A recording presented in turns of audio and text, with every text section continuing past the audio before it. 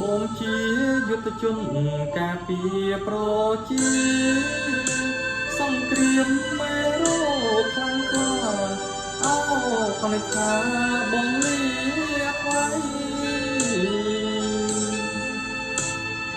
មើលខែកូនមិនស្នួនចរណៃខិតខំធ្វើ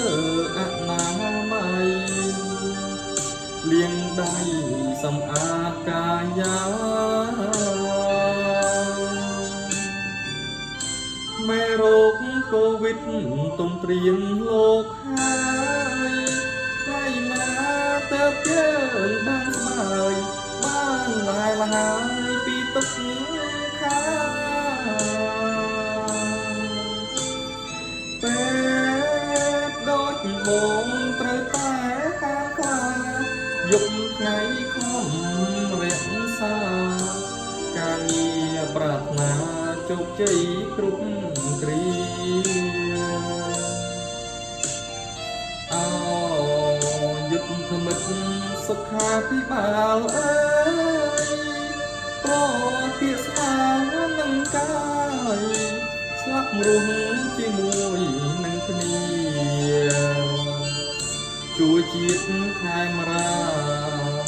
លំប្រាចាពីរោគីនេះគឺវេលាជួយជាតិជាមុនតើដល់ពេលណាទៅបានជួបភ័ក្រជួបស្នួនឆោមស្រស់វលាក់ជួបភ័ក្រអ្នកមាន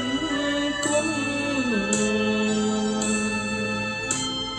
ពេ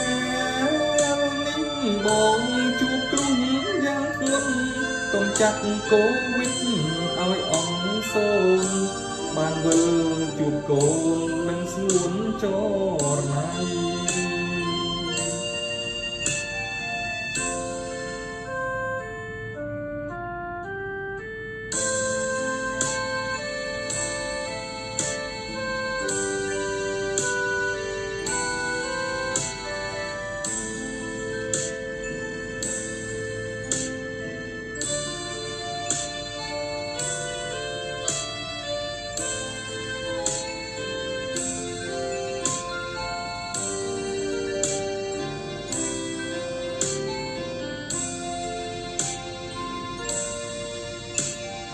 អោ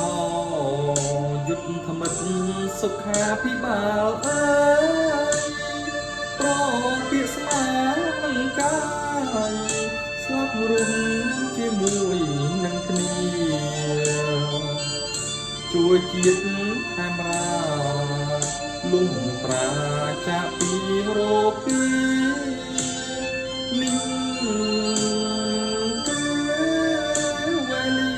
ជួយជាតិជាមុនតើដល់ពេលណាទៅបានជួបភ័ក្រជួបស្នួនឆោមស្រស់វលាក់ជួបភ័ក្រអ្នកមានគុណពេលនេះបងជួបគ្រោះយ៉ាងធ្ងន់កុំចាត់កូវីដឲ្យអងសូនបានវិលជួបកូនមិនស្ងួនចរណៃ